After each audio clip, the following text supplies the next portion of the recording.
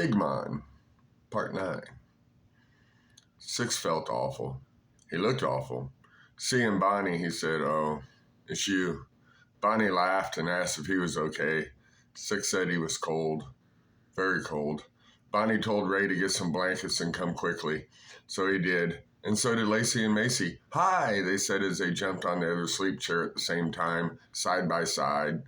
As Bonnie wrapped blankets around the cold body of Six, Ray asked, "Who is Alice?" Six had never told his whole story.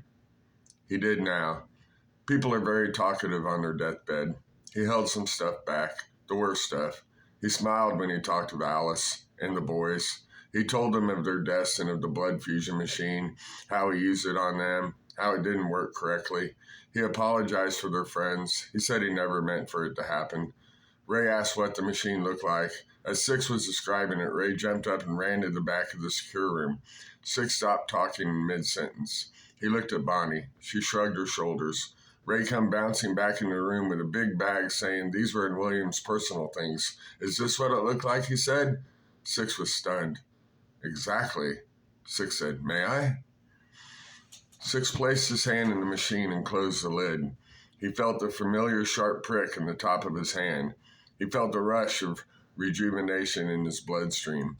His vision improved immediately. His strength came back in his legs first, then his arms. He stretched his limbs and it felt good. Very good. He looked at the girls, at Ray and Bonnie. He smiled. They never made it back to the secure room, never had a chance. Ray fell first, never saw it coming. He kicked on the floor, trying in vain to keep the blood in his throat. Lacey and Macy died in mid-scream, dead before they hit the floor. Bonnie just stood there in shock. She knew she had made a big mistake, and now people had died. Because of her, people had died. Why does knowledge always come after? Was the last thought she had as he squeezed the life out of her. He also squeezed one last tear. Six nailed amidst the destruction of 10 seconds with his bloody hands up in the air and screamed until he ran out of breath. After a couple sick little laughs, Six got up and sat down in his sleep chair. Soon he would take revenge on the people of Panzor. Then he would fly back to Earth and find his children. He just needed a plan.